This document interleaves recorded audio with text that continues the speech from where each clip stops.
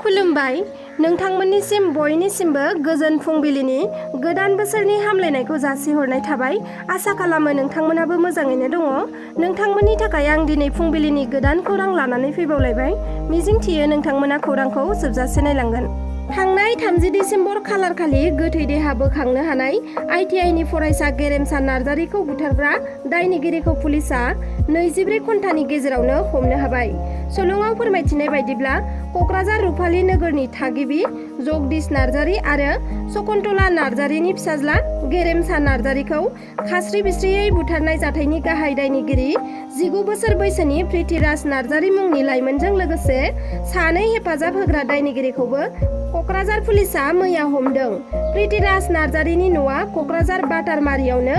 गेरेमसा नार्जारिखौ बुथारनाय जाथायखौ संदाननाय क'क्राझार पुलिसआ प्रिथिराज नार्जारिनि हेंथायै क'क्राझार थानायाव केस रेजिस्टार खालामनानै दायनिगिरिखौ 10 साननि थाखाय पुलिस जिम्मायाव लादों आरो नायबिजिरनायखौ लांगासिनो दं होननानै मिथिहोदों। मख'नो गोनांदि 30 दिसेम्बर खालि गेरेमसा नार्जारिनि गोथै सह'खौ क'क्राझार नोगोरनि सोनाबहा गौरां दैसानि साखाथियाव थानाय मागुरमारि लालमाटिनि साहा बागाननि लङानिफ्राय बोखांनो हादोंमोन। गेरेमसा नार्जारिनि देहायाव माखासे गोब्राब जोखोम जानाय सिनफोरखौ नायनानै सोरबा दुथाङा गेरेमसाखौ बुथारदों होननानै दाबि खालामदोंमोन न'खरनि सुबुंफ्रा दाबि खालामनाय बायदियैनो पुलिसनि गोख्रों नायबिजिरनायाव बे जाथायनि गाहाय दायनिगिरि प्रिथिराज नार्जारिजों लोगोसे सानै हेफाजाब होग्रा दायनिगिरिफोरखौ गासै 3खौबो हमनो हाबाय होनना पुलिसआ खौरांनि गेजेरजों फोरमायथिदों। पुलिसआ मिन्थिहोनाय बायदिब्ला बिसोर 3आ मबाइलनि मोननो गोनां रांनि बेले-बेजे जानायाव गेरेमसा नार्जारिखौ बुथारदों होनना खौरांनि गेजेरजों मिथिहोदों। नाथाय जाथाया माबोरै जानाय बेखौ फारियै नायबिजिरखांनायनि उनावसो फोरमायथिगोन होनना पुलिसआ बुंदों। गोजोन गोरोबथा खालामनायनि उनाव मैया दिल्लीनिफ्राय उरांजों फैनानै गुवाहाटीआव आगान होफैबाय आलफानि दैदेनगिरिफ्रा।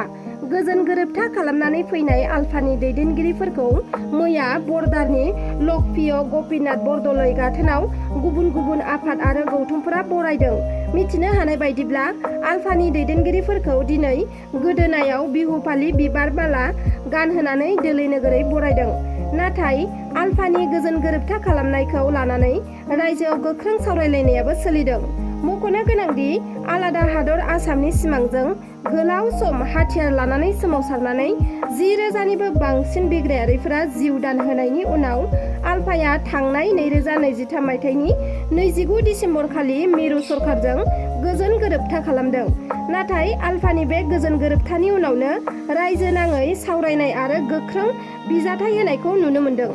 बिनि गेजेरावनो मैया दिल्लीनिफ्राय आसामाव फैफिननानै आलफानि गाहाय नेहाथारि अनुप चैतियाया आलफानि गोजोन गोरोबथा खालामनायखौ लानानै सावरायग्रा आरो हेंथा होग्राफोरनो फिन्नाय होदों आरो आलफानि गोरोबथाखौ लानानै सावरायनाया जाखागोन। जों सावरायनायखौ बोर महरै लादों होननानै अनुप चैतिया बिथाङा खौरांनि गेजेरजों बुंदों।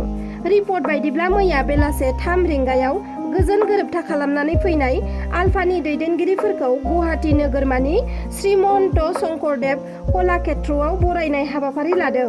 बे हाबाफारियाव गुबुन गुबुन 101नि माहारियारि आफाद आरो गौथुमफोरा आलफानि दैदेनगिरिफोरखौ बरायदों। बाक्सा जिल्लायाव सावमिनजों बिस लोंनाय सासे हिन्जावसायाबो जिउ गोमाबाय। सनिबार खालि मोनाबिलियाव जिउ गोमाबाय सावमिनजों बिस लोंग्रा हिन्जावसाया। गुवाहाटी नोगोरमानि गंसे प्राइभेट हस्पिटालाव ट्रिटमेन्ट सोलिबाय थानाय समावनो 3थि हिन्जावसायाबो जिउ गोमादों।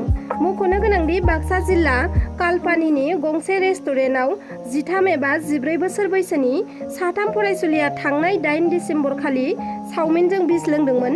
नाथाय 3बो फरायसुलिया बिस लोंनायनि थाखाय गोब्राब सौग्रा जादोंमोन। बिसोर 3खौबो उनाव प्राइभेट देहा फाहामसालियाव लांनानै फाहामथाय होनाय जादोंमोन। नाथाय फाहामथाय होबाय थानाय समावनो 13 दिसेम्बर खालि सासे थैबाय आरो 25 दिसेम्बर खालार खालिबो सासेया थैबाय। बिनि उनाव 3थियाव 30 दिसेम्बर खालार खालिबो सासेया थैबावबाय। 3बो फरायसुलिफोरा थैजोबनायनि खौरां मोननो हादों। लाहौरीघाटआव सानै सन्देह गोनां बांलादेशी हमजादों। लाहौरीघाटनि खोला सिनिमारियाव हमनो हादों सानै बांलादेशीखौ। लाहौरीघाटआव पुलिसजों हमजानाय सानै बांलादेशीनि मुङा इस्लाम मण्डल 70 बोसोर बैसोनि आरो 13 बोसोर बैसोनि सासे उन्दै गथ'सा होननानै सिनायथिनो हादों। बिनि बागै पुलिसआ सुलुङाव फोरमायथिनाय बायदिब्ला हमजानाय बै सानै सुबुंनि न'आ नसुं हादर बांलादेशआव। बिसोर सानै सुबुङा थांनाय 15 दिसेम्बर खालिसो आगरतला सिमाजों बांलादेशनि पासपर्ट आरो भिजा लानानै भारताव फैदोंमोन। मख'नो गोनांदि लाहौरी काट पुलिसनो रिपर्ट खालामालासिनो थांनाय सानफोराव खोला सेन्टमारियाव दंमोन बिसोर सानै बांलादेशी सुबुंफोरा। नाथाय नोजोर होनो गोनां बाथ्राया बेसोदि बांलादेशनि पासपर्ट आरो भिजा लानानै भारताव हाबफैनाय इस्लाम मण्डलनि मुङा लाहौरी काट बियाबनि भटार फारिलाइयावबो दङ।